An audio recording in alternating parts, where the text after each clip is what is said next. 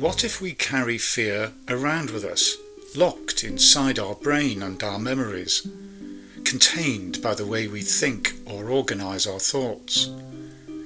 What if this makes us all capable of even the most horrific ideas and actions? Are we ticking time bombs of anger and dread and anxiety?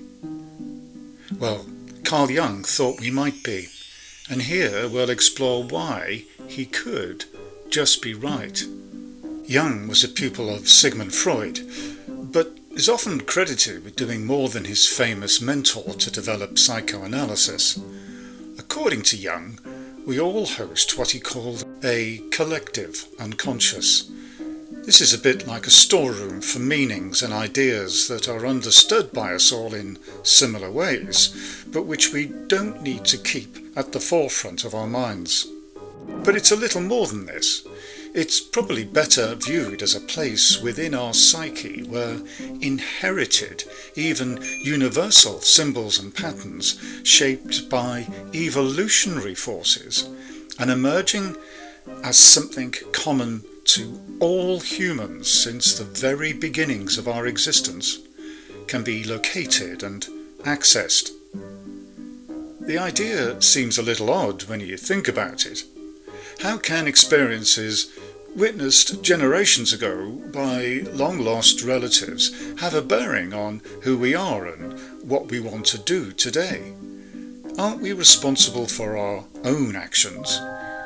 Can we really keep blaming our parents or ancestors for everything we do? These are not unfair questions, but they're not really what Jung was arguing. Instead, he saw the collective unconscious as a place where the long-standing rules of social convention and compliance and expectation could be located. It was the home of a deeper and common instinct. He felt that something like this was necessary because the prevailing and continuing nature of these rules and experiences, over centuries and centuries, changed the way our brain is wired.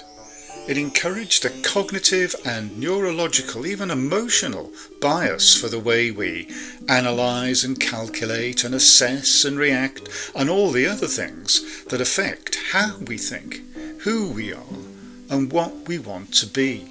Jung saw the collective unconscious as a place that dealt to some degree with what the benefits of evolutionary advantage and distinction have meant for us, particularly those characteristics linked to the primordial and the primeval.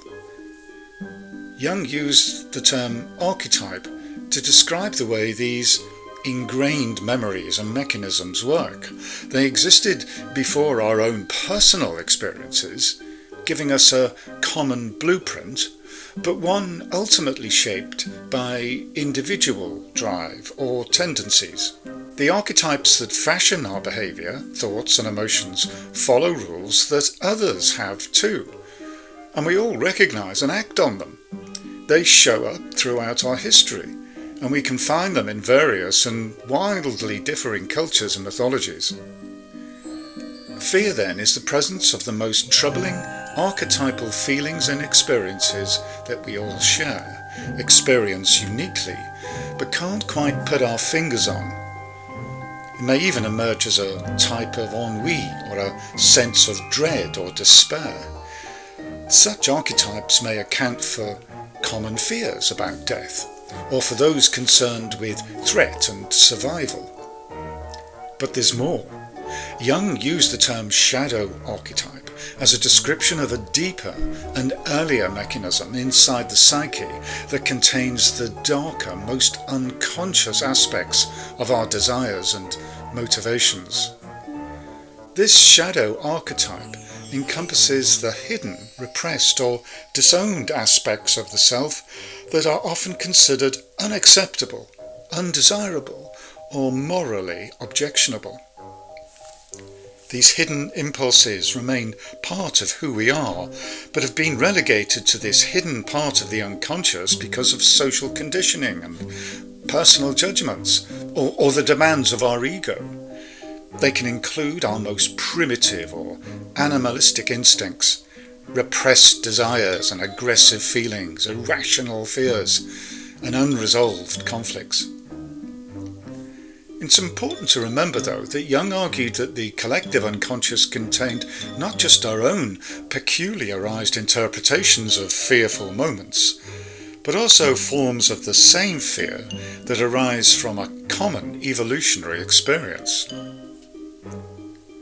The shadow archetype manages a reservoir of instincts, impulses and emotions that may not be consciously recognized and certainly not actively suppressed, but which remain at work regardless. It represents the deeply entrenched and, depending on the circumstances and the fear, the profoundly unresolved. It encompasses aspects of ourselves that we can't rationalize from experience and choose, perhaps through shame or guilt, not to acknowledge. These hidden forces contribute to the way we feel fear, deeply personalizing the effect and imbuing it with undesired energy and agency, whilst registering within us a common purpose and shared desire. The shadow archetype should not be labelled as dealing with the inherently negative or evil. These are essentially social and cultural judgments that we've come to. Neither does it provide an unbreakable behavioural algorithm, determining our compulsions or even guiding us towards what others think of as good or bad. Instead, it adds to and even completes our unconscious self by making it singular and subjective. Indeed, Jung believed that the shadow archetype might be capable of releasing our true potential for creativity, vitality and transformation if it was properly acknowledged and explored and then integrated with our conscious thoughts. So take heart. Don't despair. We need not be afraid. As Jung himself might have said, but probably didn't, we have nothing to fear but ignorance.